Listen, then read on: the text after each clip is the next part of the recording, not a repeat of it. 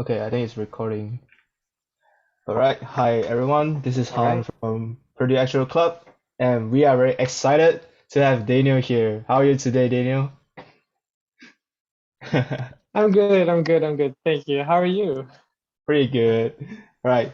So, first of all, thank you for joining us today. And would you like to introduce yourself to the viewers or audience here? Sure. Hi, everybody. I'm Danial Dzulkifli. I'm a senior graduating in spring 2022, so I'm graduating this semester. I'm triple majoring in Actuarial Science, Math Stat, and also Women's Studies. Oh. And I'm minoring in Economics and Management. And what other information? Well, I'm a Gemini, and my Myers-Briggs type indicator is ENFP. So, Oh. yeah. Would you like to talk more about women's studies? Like, because not a lot of actual students here take women's study as an extra extra major here. Like, would you like to introduce a bit? Yeah, sure. So it kind of started with actuarial science, to be honest. So in actuarial science, we study a lot about finance. Particularly, I think it was in 472, we learn about mortality. And so Mhm. we learned all this math, but I kind of wanted to know more behind the numbers that we use. And so at first, I was looking at, as you know, the mortality rates that you use are normally just averages. Mhm. So I wanted to know how like different factors of one's one's identity or their situation affects, the stats that we use. And so at Mm. first I turned to economics, but I found that economics, though it was pretty good at formalizing and quantifying all these things, it still didn't have that explanation part of it. It kind of was just modeling and seeing what sticks. No offense to econ majors, that's just from my personal experience.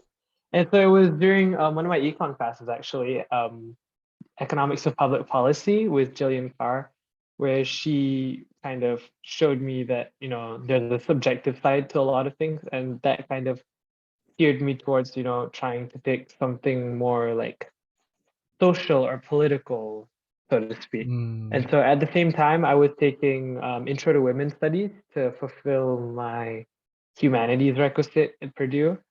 And I really liked the class, and I decided to take another class and go on for the next one. And so it started off as just like an elective, and then became a minor, and then lastly, it's become my major. Oh. So yeah, that's Mm. how that kind of pipeline, that path happened. But in all honesty, women's studies was just a way for me to better understand society. Um, and you can do this in many ways. You can do it using sociology. You can do so via political science. But I found that women's studies was the right mix of everything for me personally.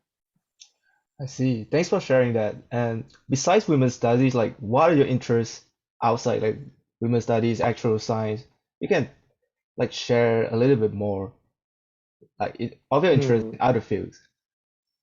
Okay, so this is kind of also still related to women's studies to some extent, but I do like to write poetry or short stories in my Oh. free time.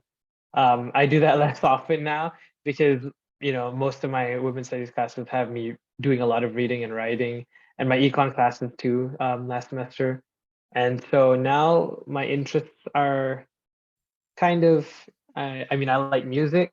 I listen to a lot of Taylor Swift. Anybody who knows me would know that. uh, I listen to Taylor Swift a bit too religiously, I would say. But yeah, I also play a lot of video games in my free time. I play on my Switch, so yeah. Ooh. Okay. Since you talk about women's studies like econs, and I just wonder like what is your favorite class besides women's studies? Like, do you want to give a chance for like econ classes or like other major Uh, courses? econ classes are fun, but my favorite class so far would definitely have to be Stat 472 Life Contingencies with Uh, Jeff Beckley. I think Yes. everybody kind of has the same kind of idea that Jeff is just the most iconic professor. No shade to any other professor, but Jeff is just everybody should take a class with Jeff. That is like the quintessential actuarial science experience at Purdue. I love that class mainly because the material was actually pretty dense, so difficult.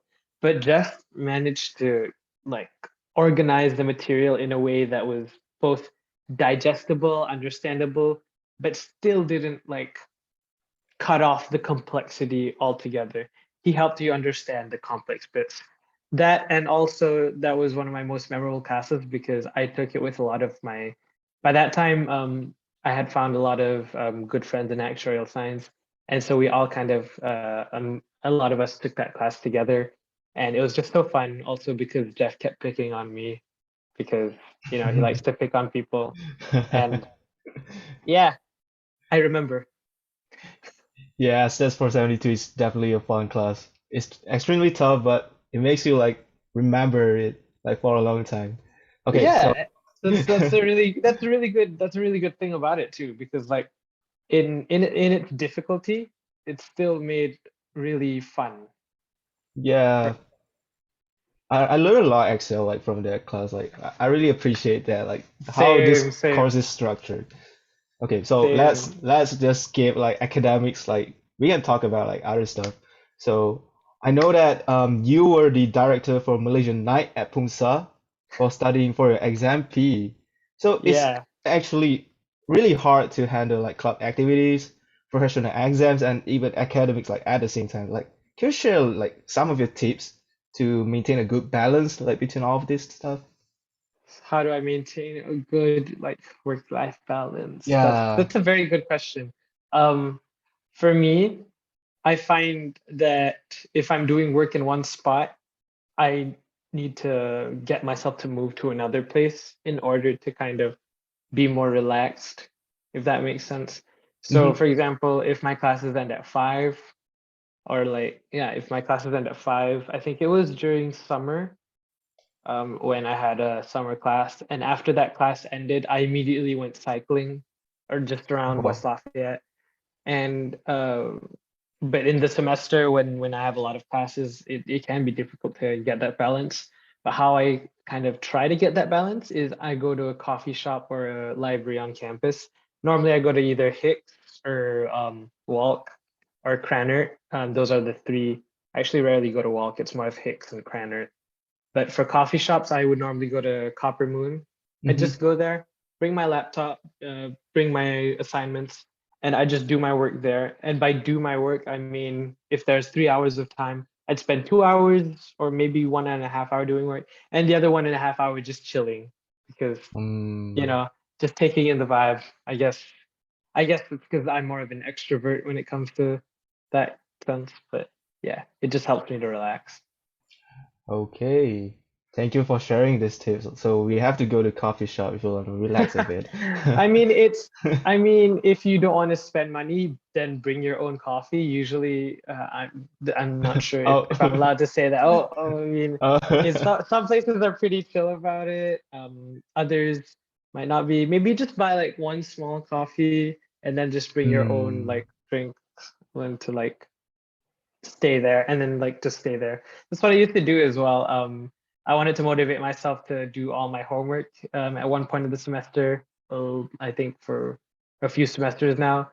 So I'd pick like usually on Sunday, I'd go to a coffee shop like Copper Moon at 9 a.m. and I'd stay there until like 5 p.m.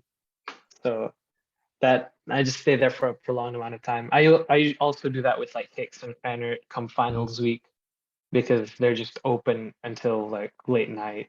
So That's a really good tip at saving money though. Just bring a little bit like coffee with you. Okay, yeah, so here comes the last question. So, what is your message like or advice to the actual community at Purdue? Like my any tips? message or Yes. advice. Um, I would just say one thing, just reach out to people.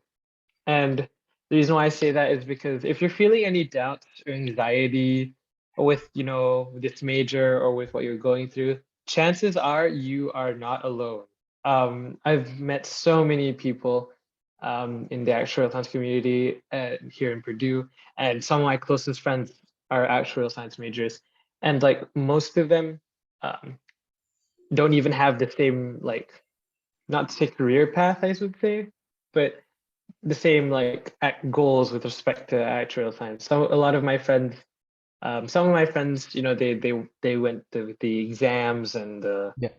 and the internships and all. But other friends of mine, they gave up on the exams, but they're still in the classes, they're getting the major.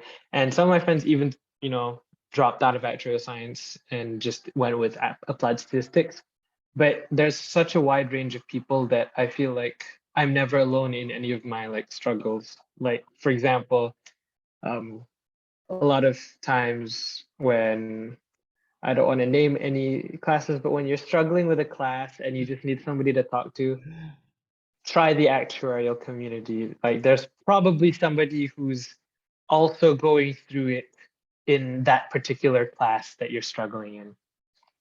That's a really great advice, to be honest. Like everyone is in the same boat. Like why not just talk to each other, right? Like we Yeah, can share our own pain and then we try to like exactly. strive together.